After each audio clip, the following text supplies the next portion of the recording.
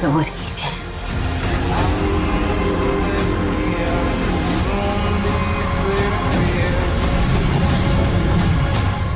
Guys, so Last of Us is my life. I am one of those gamers, and everything changed back in 2013, and I'm obsessed. So we know what's coming. I'm not gonna get into it, but we know. I don't know. And I don't know anything anymore.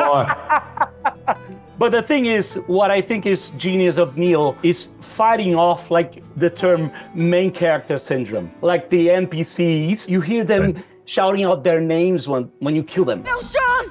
Deram cabo dele! Caraca, o cara tem nome, olha que f... And that is tied with the whole theme for this continuation of this perfect story that was wrapped up on the first series, on the first game. But now we're dealing with consequences for every single action that happened in the past. So how do you prepare to deep dive into these characters' minds? Considering that?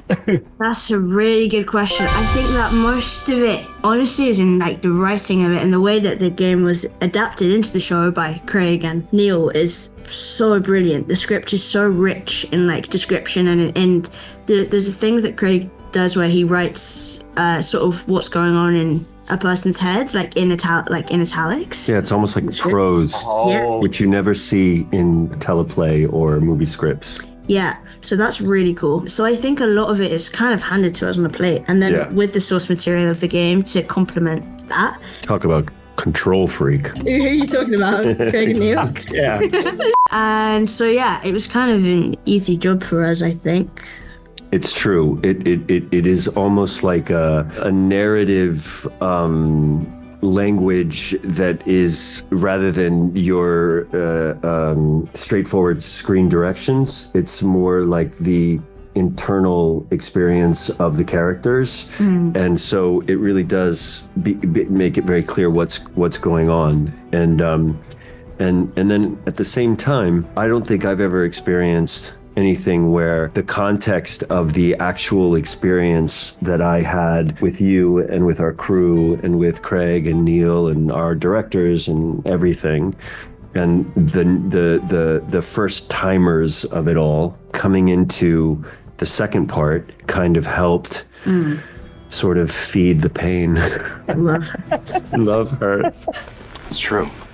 And Bella, this 5 years since the first story, it's a long time to, develop things, new traits, or going deeper into those characters' minds, like you mentioned. But Ellie has this giant upgrade in her already well-set badassness, on season 1. And now dude, you got the tattoo over the bite mark. You got once a badass, always a badass.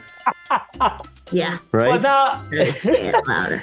But what I find is it's so important is both Joe and Ellie, they're badasses. They have to be to protect themselves in this world. But also so much more fragile since the first episode when I just watched the first episode. Mm-hmm. So you know how broken they are. They amp up their badassness to fight off everything else, but inside everything is just crumbling down, and you're trying to find this. Was this also in italic, something like this? How did you tap into this part of their characters? What you're saying is very true. I think there's a thing that happens as you get more fragile and broken inside. Sometimes I think the two things go hand in hand. On the outside, you have to be more stern and more of a badass and more aggressive in a way, but that's to sort of conceal and to deny the fragility inside and to conceal your vulnerability. Yeah, exactly. Because I think being vulnerable is sort of like a death. Yeah, especially in this world. It's actually the only way through. Yeah.